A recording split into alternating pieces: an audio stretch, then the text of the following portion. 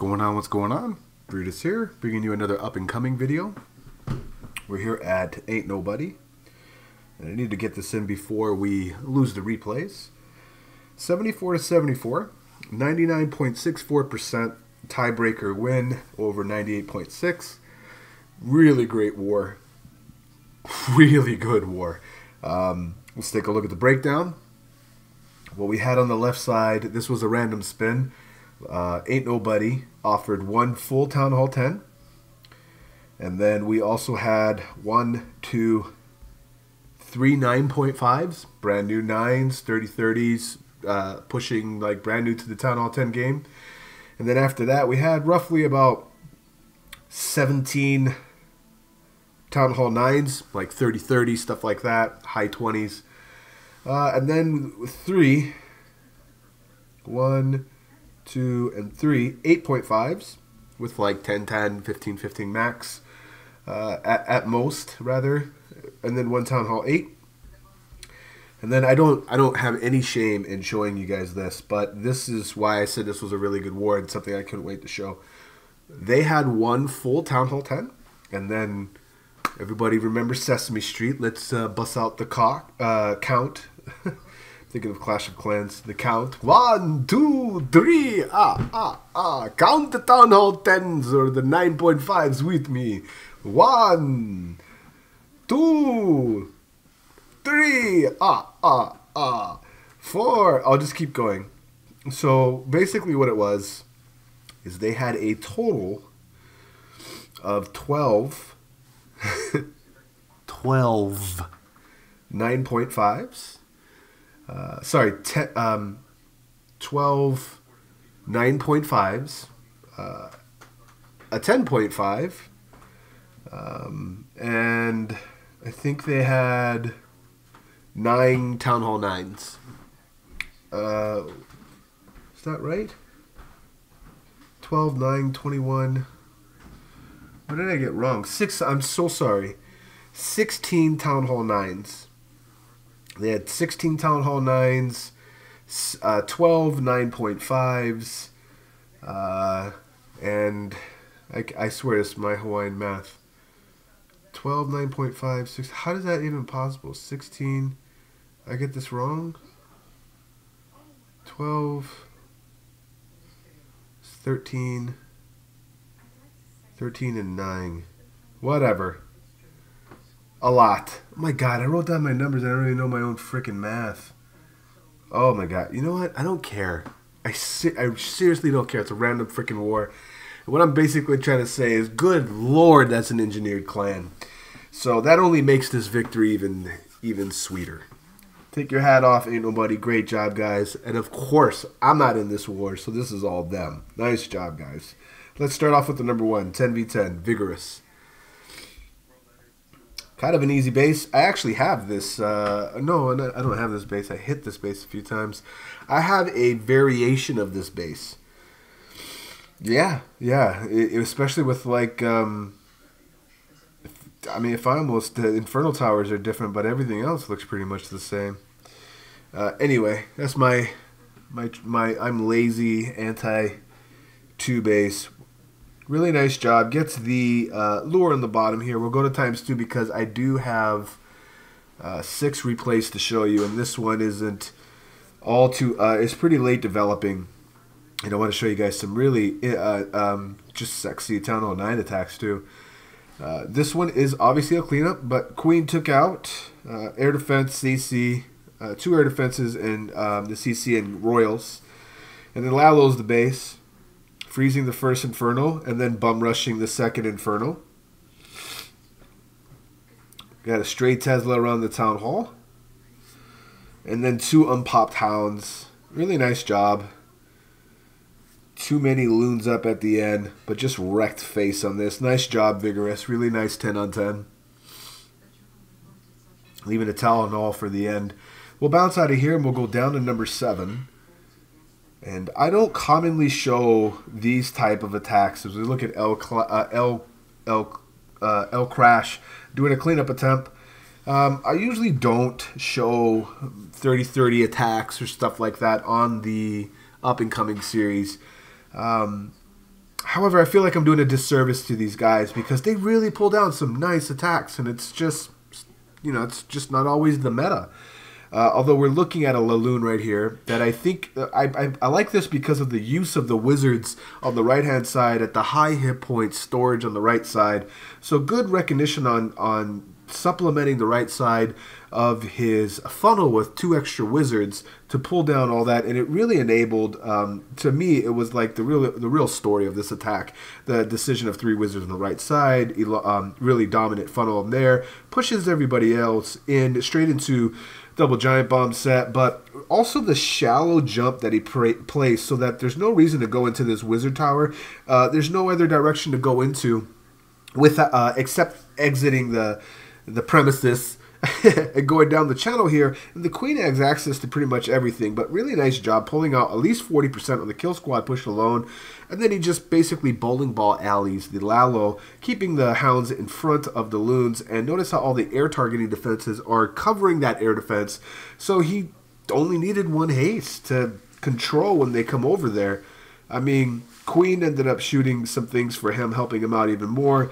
There was never a doubt in this raid. It was really good base recognition and then strategy choice usage in order to pull down the 3. And he ends on a wizard tower here. So right before these loons get to the wizard tower, he should send 1 of his 2 to help save some life of them. But that's what you would. He has 2 huts in the corner, so he uses those to make sure that he doesn't have to fight the time. But typically, that's what you want to do when you are faced with that scenario. Is you want to send 1 loon at that wizard tower to take up the splash damage, so that the rest of your loons are not impacted. Still, really nice attack there. Really clean, in my opinion. We're gonna go down to number 10 and take a look at TY doing a P.E.K.K.A. attack. We got was I wrong? It was not 10. Maybe it was this one. Yeah, sorry about that. TY doing a P.E.K.K.A. attack, 4 P.E.K.K.A.s. I think they call this an HPVB. Or HP for healer P.E.K.K.A. BB, HPBB. Healer, P.E.K.K.A., Bowler, Baby Dragon. So many acronyms. Kind of thought I would be over with that portion of my life getting out of the military, but no, them acronyms, man, they stay with you forever like herpes, which ironically is not an acronym. Probably pretty horrible, though, if it was an acronym. Like helleth bestoneth upon youth. I don't even know if that's the same letters of herpes. Anyway, nice job. I digress. A lot of P.E.K.K.A.s in front of his bowlers, and then the healers peel off and stick with the main group. Queen ability still in hand for the top side. Bowlers backing that up. Queen ability is going to get the X-Bow and Wizard Tower, which really just rounds off this attack, as he still has 3 P.E.K.K.A.s that are just having their way down the compartments down here. There's there's 9 compartments, and as one lesson I learned from a few solid base builders that I respect in One Hive, one rule is like you got to start with at least bare minimum 11, or ideally you want to shoot for at least 11 compartments when you're base building, and it's to prevent attack strategies such as this that we're watching, as Baby Dragons start to sprinkle in as the air defenses become destroyed by the Queen and the kill squad pushes. He still has another Baby Dragon and a ton of tankiness and attack power of this P.E.K.K.A.s that basically act as a natural wall breaker. It's within their nature. They just couple swipes and they break on through to the other side. It was really a nice attack. I mean, you don't see too many P.E.K.K.A.s all too often, and then he leaves the lights on in the middle, because he's so nice and thoughtful that he, reminds people that he was there. Lido on number 13, doing a TDH, I think. I don't know. I believe a TDH. I think it is. Maybe I'm wrong. Maybe because there's no jump in Earthquake, that it's not quite a TDH. But nevertheless, it's a Queen Charge Lalunian. And It was nice. Really, really nice. This base looks kind of familiar. I've definitely seen this base before. No doubt this is taken probably from a recap video of some sort, but can't quite name what it's from that I saw, but I know for sure I've seen this this base before. Lido, though, is going to hit this fresh. I'm sorry, cleanup. The one before that was a fresh hit. That P.E.K.K.A. attack, that was a fresh hit. This is a cleanup. BK to the right creates part of the funnel for the queen charge up the gut. Tries to get some wizards on the left side to get that cannon. Doesn't quite work out. The wizard tower and bomb tower take care of that.